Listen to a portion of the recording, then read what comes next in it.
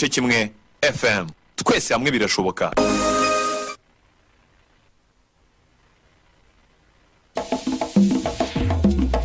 We got you updated. This is Radio Manzi News in English.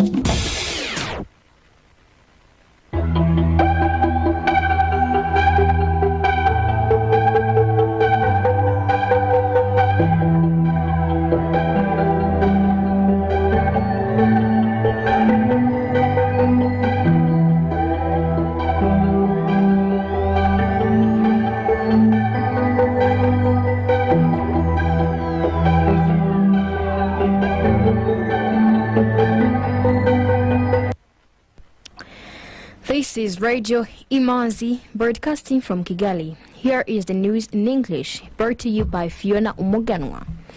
The headlines. President Paul Kagame has issued a rallying call to African leaders to prioritize their continent before partnering with the rest of the world. Experts in Rwanda have moved to push for scaling up of new innovative solutions in order to turn around the fortunes of smallholder farmers. A report by the African Development Bank has projected that Rwanda's economy is to drop to 6.9% in 2022 from the 10.9% growth registered in 2021. Africa CDC has warned against vaccine hoarding over monkeypox outbreak.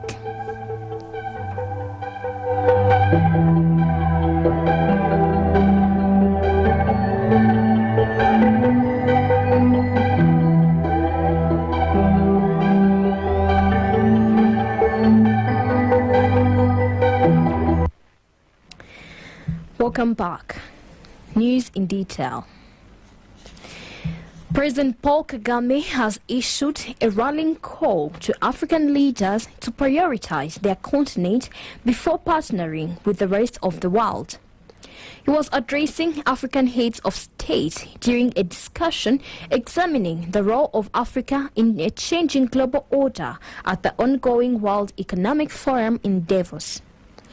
The president said it's time for Africans to stop dwelling on the idea that other parts of the world will pay a lot of attention to Africa and its problems, and that they will always be there to help.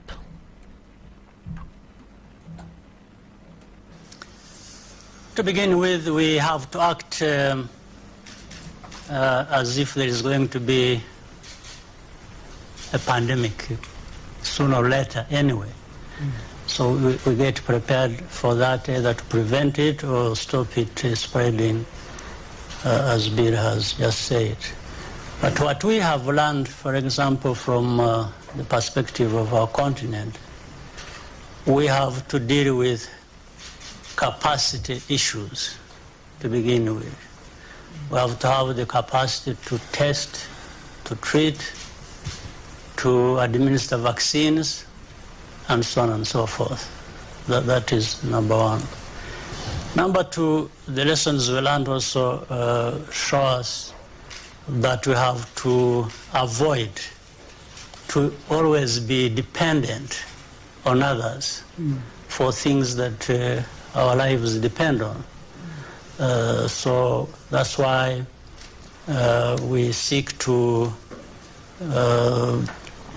build manufacturing capacities for vaccines, like is beginning to happen in different parts of our continent. The third would be, if you look at across the continent, we have to again work together, we have to put our resources, in which case continentally we have the CDC, the African CDC. We also have the African Medicines Agency, and we have to build in their capacity to help all the countries of our continent, 55 countries. The other, I should say, we need really to focus.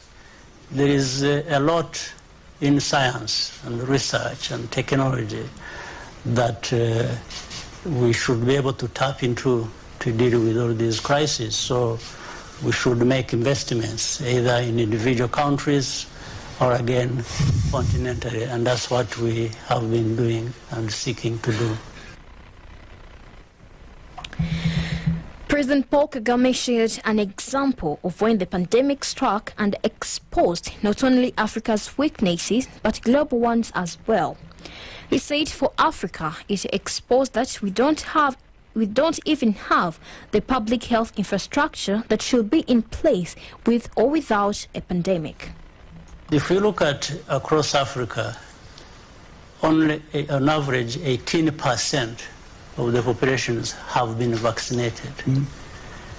Now, that's a small number. And the reason is that we did not invest enough in public health systems. Because even when people received the vaccines, they were not able to administer them. Some of them actually got spoiled in stores. So that speaks to the fact that there are certain investments we have to make, even our national budgets we have to. I know our countries, developing countries, have many priorities, and but health, building, investing in health and health systems must be one of those priorities.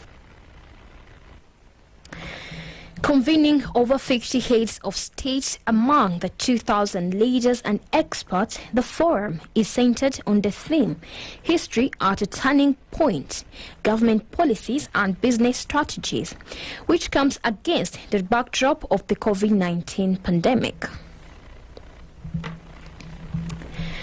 Experts in Rwanda have moved to push for scaling up of new innovative solutions in order to turn around the fortunes of smallholder farmers.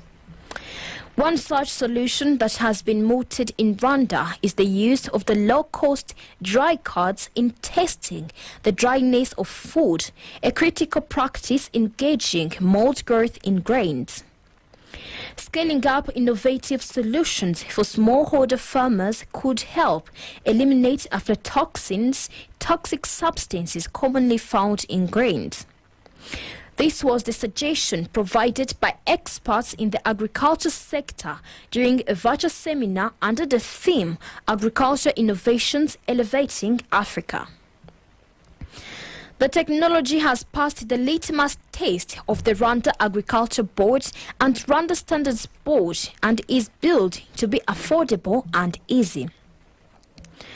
To use the dry card, a farmer simply places it and a sample of the dried product in an airtight container such as a sealed plastic bag or jar.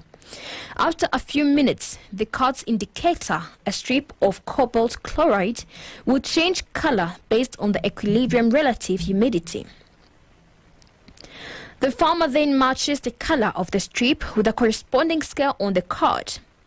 Pink color on the strip means the product is too wet for safe storage, while blue or purple